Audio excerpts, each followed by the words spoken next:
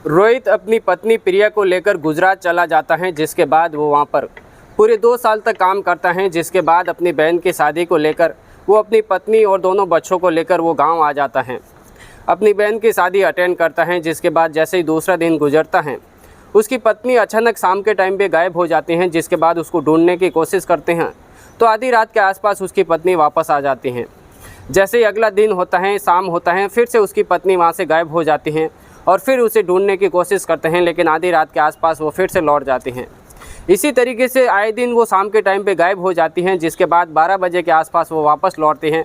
अब रोहित यहाँ पर सोचने लग जाता है कि आखिर उसकी पत्नी शाम के वक्त को जो है गायब हो जाती हैं, लेकिन वो जाती कहाँ पर है और आधी रात के आसपास वो लौटती हैं तो वो आती कहाँ से हैं। उसका पीछा करने लग जाता है और जैसे ही उसका पीछा करता है तो एक रेलवे ट्रैक के आसपास में एक छोटा सा जंगल होता है। वहीं पर अपनी पत्नी को एक ऐसी आपत्तिजनक स्थिति के अंदर देख लेता है। वो देखते ही सोच में पड़ जाता है।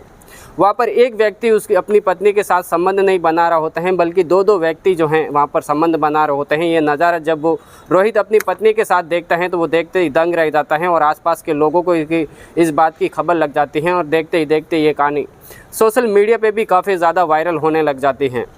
नमस्कार दोस्तों, मैं रमजान सैया और आज की सच्ची घटना जो मैं आपको सुनाने जा रहा हूँ। दरअसल उत्तर प्रदेश का एक ज़िला लगता है छपरा और वहीं पर एक थाना लगता है रिविलगंज। उसी के आसपास एक छोटा सा गांव होता है। उस गांव का नाम जकवा होता है और वहीं का रहने वाला रोहित यादव, जिनकी उम्र आज से 2018 के आसपास उसकी उम्र 23 साल के आसपास की होती है। उनके पिता शंभू यादव जो कि किसानी का काम करते हैं, लेकिन उनकी उम्र काफ़ी ज़्यादा हो चुकी थी।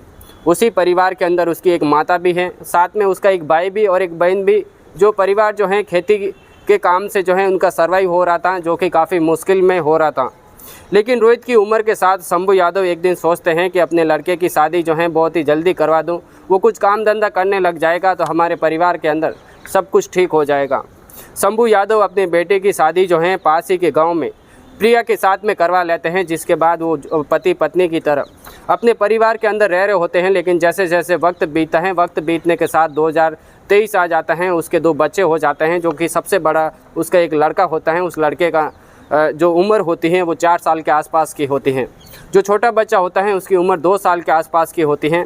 अब रोहित आए दिन इधर इधर भटकता रहता है, कुछ काम धंधे नहीं मिलते हैं। कभी कभी उसको दिन दाड़ी की मजदूरी मिलती है 200-250 रुपये की। वो जितना पैसा अपने घर पर लेके आता है तो वो सारे खाने पीने में ही खर्च हो जाता है। लेकिन यहाँ पर उनके पिताजी को दवाई को लेकर, अपनी माता का कुछ इलाज करवाने को लेकर वो काफ़ी ज़्यादा परेशान होने लग जाता है। और एक दिन वो सोचने लगता है और अपनी पत्नी से बात करता है। वो कहता है प्रिया से कि प्रिया, आखिर हमारे यहाँ पर कमाई को लेकर काफ़ी ज़्यादा मुश्किलें पैदा हो रही हैं। क्यों ना हम किसी स्टेट में, किसी अन्य राज्य में चले जाए जहाँ पर हमें लगातार काम मिले और उसकी वजह से हमारी कमाई अच्छी हो जाए और घर परिवार के अंदर सब कुछ ठीक हो जाए। प्रिया भी कहते हैं कि आखिर तुम सही बात कह रहे हो। अगर तुम्हारे जान पहचान में कोई है या फिर किसी जगह पर कोई ऐसी जगह है जहाँ पर तुम लगातार काम कर सकते हो तो वैसी जगह तुम ढूंढो और बहुत ही जल्दी हम वहाँ पर चले जाएंगे। अब रोहित यादव यहाँ पर ढूंढने की काफ़ी कोशिश करते हैं। 30 साल के आसपास की उसकी उम्र हो जाती है। गुजरात के अंदर एक निजी कंपनी होती है, कंस्ट्रक्शन कंपनी की, वहाँ पर उसको एक नौकरी मिल जाती है। जिसके बाद अपने परिवार और दोनों बच्चों को लेकर वो गुजरात चला जाता है। धीरे धीरे वक्त बीत रहा होता है। अपना एक किराए पे रूम भी ले लेता है। जिसके बाद वो रूम से वो फैक्ट्री काफ़ी ज़्यादा दूर होती है, लेकिन रोहित यादव काफ़ी कड़ी मेहनत करता है। मेहनत करने के साथ 12 घंटे की ड्यूटी करता है और वहाँ से फिर अपने रूम पर आ जाता है। उसकी पत्नी घर पर रहकर अपने दोनों बच्चों का ख्याल रख रही होती हैं। धीरे धीरे वक्त बीतता है। वक्त बीतने के साथ ही जकवा गांव होता है, वहीं का एक राकेश कुमार एक लड़का होता है जिसकी उम्र भी 21 साल के आसपास की होती है। वो एक दिन रोहित यादव को फ़ोन करता है और उससे कहता है कि मुझे भी यहाँ पर गांव में कोई काम नहीं मिल रहा है। मैं भी यहाँ पर दिन दाड़े की मजदूरी कभी मिलती है कभी नहीं मिलते हैं। इसी तरीके से हमारा गुजारा चल रहा है, जो कि काफ़ी मुश्किल में है। रोहित यादव से घर राकेश कुमार का जो है सिर्फ 100 मीटर की दूरी पे था। वो दोनों एक दूसरे को जानते थे, काफ़ी अच्छे खासे दोस्त थे। तो यहाँ पर राकेश कुमार कहने लगता है रोहित यादव से कि मैं भी जो है अक्सर तुम्हारे साथ काम करना चाहता हूँ, मैं तुम्हारी फैक्ट्री के अंदर आना चाहता हूँ।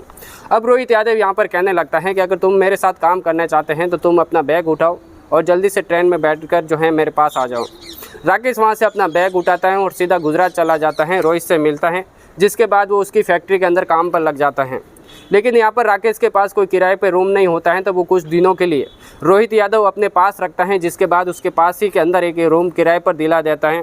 लेकिन जैसे ही रोहित के घर पर खाना बनता है, यहाँ पर राकेश अकेला खुद खाना नहीं बना पा रहा था, तो रोहित यादव कहता है कि अगर तुम्हें खाना खाना है, मेरे घर पर खाना बनता है, मेरी पत्नी है, मेरे बच्चे भी हैं, अगर उसके साथ तुम भी कहो तो तुम्हारा भी खाना जो है बनवा लेता हूँ, तुम भी यहीं पर खाना खाने लग जाओ।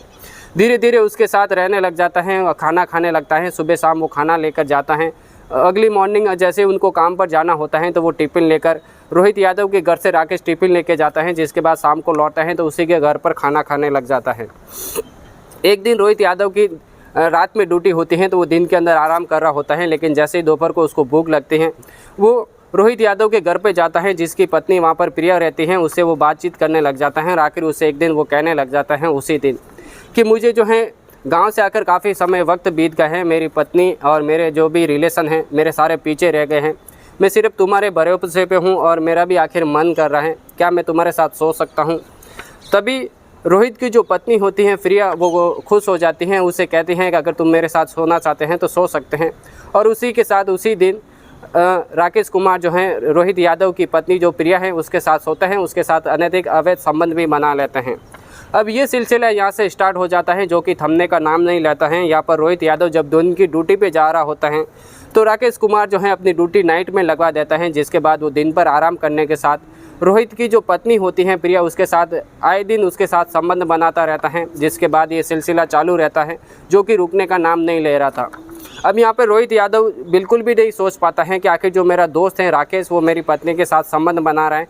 वो सोचता है कि आखिर मेरा दोस्त है, मेरे पत्नी की भी देख रेख कर रहा है, साथ में मेरे बच्चों की भी देख रेख कर रहा है।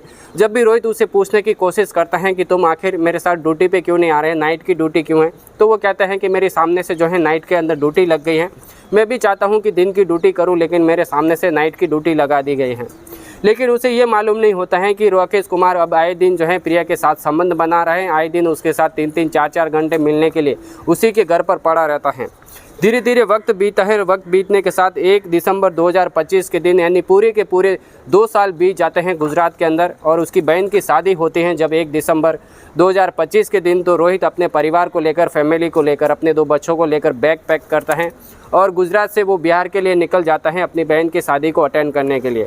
उसी के साथ राकेश भी तैयार होता है। राकेश कुमार तैयार होकर वो भी रोहित यादव के साथ बिहार लौट जाता है। दोनों परिवार वहाँ पर लौटते हैं। लौटने के बाद उनकी बहन की शादी अटेंड करते हैं। जैसे ही दूसरा दिन होता है और दूसरे दिन के अंदर ही उसकी पत्नी शाम के टाइम पे अचानक गायब हो जाती है। रोहित उसे ढूंढने की काफ़ी ज़्यादा कोशिश करता है, लेकिन उसकी पत्नी के कहीं पे भी अता पता नहीं लगता है। लेकिन रात बीतती है। रात के आधी रात बीतने के आसपास रोहित की जो पत्नी होती हैं प्रिया, वो अचानक घर पर आ जाती हैं, जिसके बाद रोहित जो है सांस की नींद लेता है। जिसके बाद अगली सुबह होती है, जैसे ही शाम ढलती है, शाम ढलने के आसपास फिर से जो है प्रिया गायब हो जाती हैं। फिर रोहित उसे ढूंढने की कोशिश करता है। इस तरीके से पूरे 4 दिन बीत जाते हैं। अब रोहित सोचता है कि आखिर मेरी पत्नी शाम के टाइम पे गायब क्यों हो जाती हैं और आधी रात को वो लौटते क्यों हैं, तो उसे शक होने लग जाता है। जिसके बाद एक दिन वो 4 दिसंबर 2025 के दिन उसका पीछा करता है। पीछा करने के बाद जब उसे ढूंढने की कोशिश करता है तो एक रेलवे ट्रैक के पास में एक छोटा सा जंगल होता है।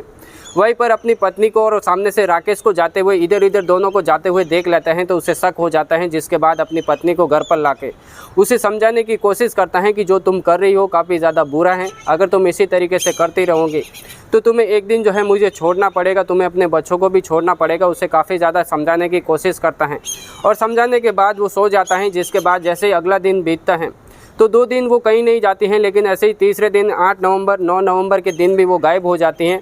जैसे ही 8 दिसंबर 2025 के दिन वो गायब होती हैं तो रोहित उसे ढूंढने की कोशिश करता है, लेकिन 9 नवंबर 2025 के दिन जैसे ही वो गायब होती हैं उसका पीछा करता है और पीछा करते करते जो है अपनी पत्नी को जो है रंगे हाथों पकड़ लेता है। वो एक नहीं बल्कि 2 लोगों के साथ संबंध बना रही होती हैं। और यही बात जब रोहित को पता लगती है तो रोहित अचानक वहाँ से गायब हो जाता है। और जैसे ही गायब होता है अगली सुबह होती है, और जैसे ही अगली सुबह होती है तो उसकी पत्नी सुबह उठकर कहती हैं अपने परिवार वालों से कि मेरा पति गायब हो चुका है, कहीं पर मिल नहीं रहा है, मैं उसे काफ़ी ज़्यादा ढूंढने की कोशिश कर रही हूँ।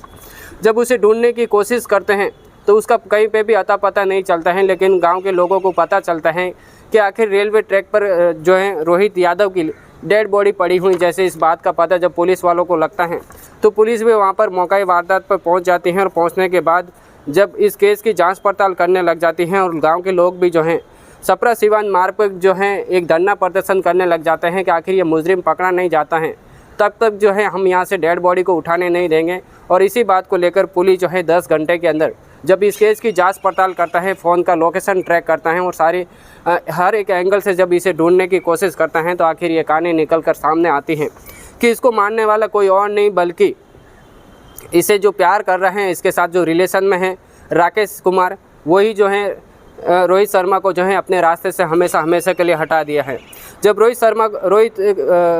शर्मा के मरने के बाद जब उसे राकेश को जब गिरफ्तार करते हैं, जब उसे थाने में लाकर उसके साथ कड़ी पूछताछ करते हैं, तो वो कहता है कि पिछले 2 साल से हम मैं प्रिया के साथ रिलेशन में था, जो कि रोहित की वाइफ होती हैं। जब ऐसे ही हम गांव में लौटते हैं, हम दोनों एक दूसरे के साथ संबंध बना रहे होते हैं। मेरा एक दोस्त भी होता है, वो भी कहता है कि मैं भी तुम्हारी जो गर्लफ्रेंड है, जो तुम्हारी प्रेमिका है, उसके साथ मैं भी संबंध बनाना चाहता हूं। तो हम दोनों जब रेलवे पटरी के आसपास एक छोटा सा जंगल होता है, वहाँ पर जब हम रिलेशन बना रहे होते हैं, तो अचानक रोहित आ जाता है और हमें रंग के हाथों पकड़ लेता है, जिसके बाद उसकी पत्नी और हम दोनों दोस्त मिलकर जो है हमेशा के लिए हमारे रास्ते से उसे हटा देते हैं। उसके बाद इन तीनों को जो है पुलिस गिरफ्तार करती रहती है, जिसके बाद उसे कोर्ट में पेश करती हैं और हमेशा के लिए उनकी जेल की सलाखों के पीछे भेज देते हैं। आज की कहानी सुनाने का मकसद हमें किसी को ठेस पहुंचाना नहीं, किसी को तकलीफ पहुंचाना नहीं, बल्कि आप जहां भी रहते हैं सेफ रहिए, सुरक्षित रहिए। इसी तरीके की कहानियां अगर आप सुनना चाहते हैं तो हमारी रोज़ सुबह एक नई वीडियो आती है, तो वीडियो को लाइक और चैनल को सब्सक्राइब करना बिल्कुल भी मत भूलना। तब तक के लिए हमें दीजिए इजाज़त। जय हिंद दोस्त।